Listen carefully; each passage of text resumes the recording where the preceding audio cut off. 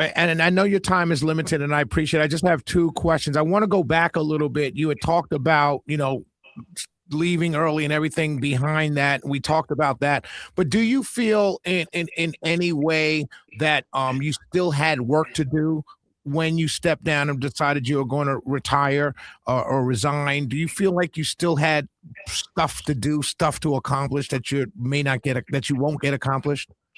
Well, I'll point to something more important, and that is the cost of the job. My office reported 773 death threats to Capitol Police, and these are death threats that actually meet the criteria to be considered to be a death threat that should be taken seriously. And I've had serious death threats; those are on me. But when death threats came in on my own children and pipe bomb threats on my home and our family business and employees, because of the president's words, again, so just to be clear, these came after the traitor name calling. Yes, these came, yes. And so I would ask, people's criticisms, I would say, before you pick up rocks and throw rocks at me and hurl criticism and attacks, consider, should I have to die like Charlie Kirk, or should one of my children have to be murdered for me to stay in office? And I would say that's a price too high to ask. And again, Shelley, you know what? I co-sponsored the term limits bill every single Congress, even though I never got to vote on it.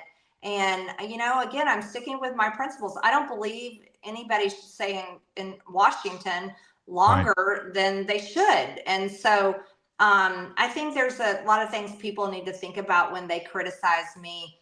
But more importantly, should I serve under a president that calls me a traitor for defending women who were raped as teenagers?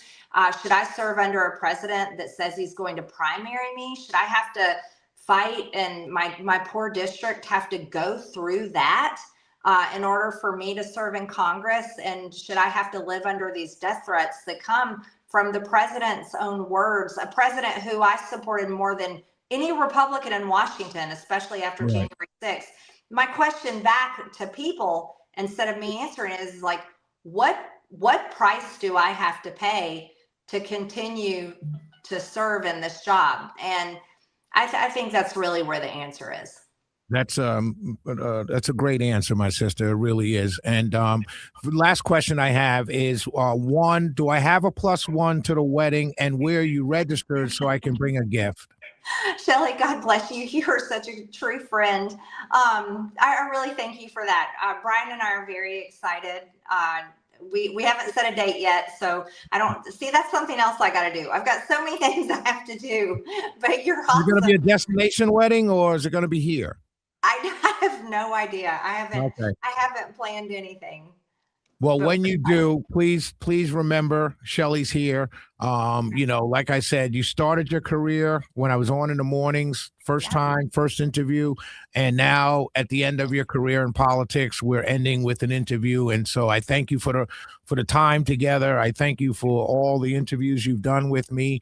I thank you for, just for everything. You've always been there. You've always answered when I needed you on the phone or on an interview. Sometimes you couldn't, but like we all in talk radio say, at least you got back to us. So I appreciate that. And I think you have a very bright future ahead of you, and you always have a defender here with Shelley. Shelley, thank you. I'll always remember my first interview with you, and this one has meant the world to me as well. So thank you so much for engaging in conversation with me and asking me questions. And really, I want to thank my district, most of all, for allowing me to serve and represent them, and wish the next representative good luck.